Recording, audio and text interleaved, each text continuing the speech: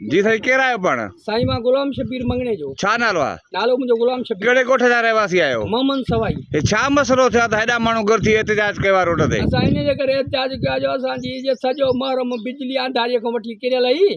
हाणे हाजी अली दादा पुट महबूब छा ख़ालिद करीम बशक ऐं कलंदर बैक उन्हनि जा 2 पुट उहे आया हथियारनि जे ज़ोर ते अची असांजा कम करण वारा लाथो थंबो सिधो पिया करायूं उहो न सिधो करणु ॾिनो।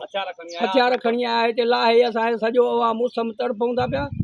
यको 5 ॻोठनि जी बिजली कटी पई आहे। मक़सूद मला उन्हनि खां पैसा वरिता हिन लाइ छा उहो चए थो तव्हां लही जो कमु न करे जो कमारनि खे झले। हुननि जो छा मक़सदु आहे तव्हांखे बिजली नथा आणणु ॾियनि? अलाए छा मक़सदु आहे का मक़सद जी ॻाल्हि न आहे। तव्हांजे ॻोठ खे बिजली न आहे ॾियणी बसि।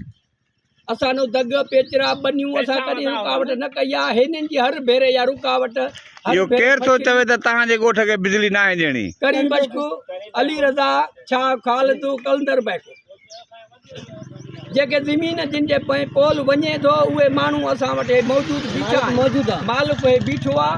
हे नंढो छोकिरो बि अथई जो इहो बीठो आहे चए थो हणो मां वेठो आहियां। हिननि जे ख़िलाफ़ हो आया असांजा कमु कंदड़ माण्हुनि खे मथो पोल तो लाथो अथनि।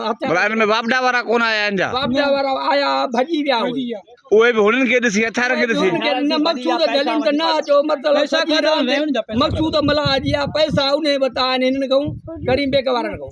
उहे पैसा वठी करे असांजी लाइन दर पदर करे महरम में यको असांजा बचा उन्यारा वेठा आहिनि। असां न मजलिस पढ़ाई आहे न पाणी पीतो आहे न कॾहिं हिकिड़ो ॾींहुं वेही सुख जो साह खयूं आहे। अॼु हेड़े निटहण में असां कमु करणु आया आहियूं। असांखे हथियारनि जे ज़ोर ते मौसूम ॿार पुठियो